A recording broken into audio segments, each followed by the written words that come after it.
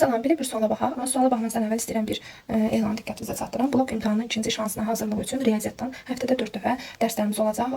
Dərslərimiz 1 saat yarım, həftədə 4 dəfə mövzu izahları, əsas qeydlər, ən çox blok imtahanına düşən hissələr və qəbul imtahanlarında ən çox düşən hissələr, qəbuldan sınaqlar və ümumi həftədə 4 dəfə sınaqların izahları və əlavə də müzakirəmiz olacaq. Yəni başqa sualların üzərində ən çox qəbula düşən ehtimal olunan suallar və əvvəlki illərin qəbulları da daxil olmaqla qoşulmaq üçün biodakı nömrə ilə əlaqə saxlaya bilərsiniz.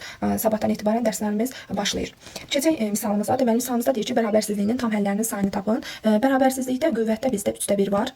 3/1-in yəni biz x-a çatmaq üçün öncə bu qüvvəti buradan aparmalıyıq. Qüvvəti buradan silmək üçün mən hər tərəfi 3/1 olduğundan gərək 3-ə vuram ki, qüvvə silinə. Yəni hər tərəfi nəyə yüksəldəm? Kuba yüksəldim. Kuba yüksəldəndə 3-lər gedir. 2x - 6 kiçikdir 2-nin kubu 8-dən. 2x kiçikdir 8 + 6 14-dən. X da kiçikdir 7-dən alınacaq. Bu belə. Amma yadda saxlayırıq ki, əgər qüvvət kəsr ədəddirsə, yəni müsbət kəsr ədəddirsə, əsas böyük bərabər 0 olmalıdır. Bizim də gördüyümüz kimi misalımızda müsbət kəsr ədəddir. Ona görə 2x - 6 böyük bərabər 0-dan olmalıdır. 2x böyük bərabər 6-dan, x da böyük bərabər 3-dən alınmalıdır. Yəni bizim bərabərsizliyimizdə x-in bərabərsizliyimizin həlli 3-dən böyüklər, 7-dən kiçiklər olacaq. Yəni 3 daxil, 7 daxil olmamaqla tam həllərinin sayı 3, 4, 5 və 6 olacaq. 4 dənə tam həllimiz var. Cavab D variantı. Amma baxaq burada qüvvətin niyə mənfi və ya müsbət kəsr qüvvət məsələsinə baxaq istəyirəm. Buna diqqət eləyək.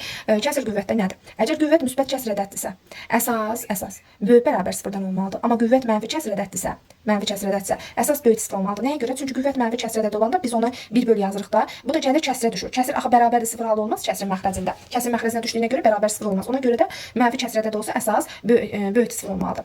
Və bir də, məsələn, ifadənin bəzən soruşur, hansı mənası yoxdur. Mənfi üçün üstündə 3/1 mənası yoxdur. Yenə deyirəm, qüvvət kəsr ədəddirsə, əsas böyük bərabərli 0 olmalıdır. Müsbət kəsr ədəddirsə, mənfi kəsr ədəddirsə, eləcə əsas böyük 0 olmalıdır. Bizim burada cavabımız olacaq D variantı 4.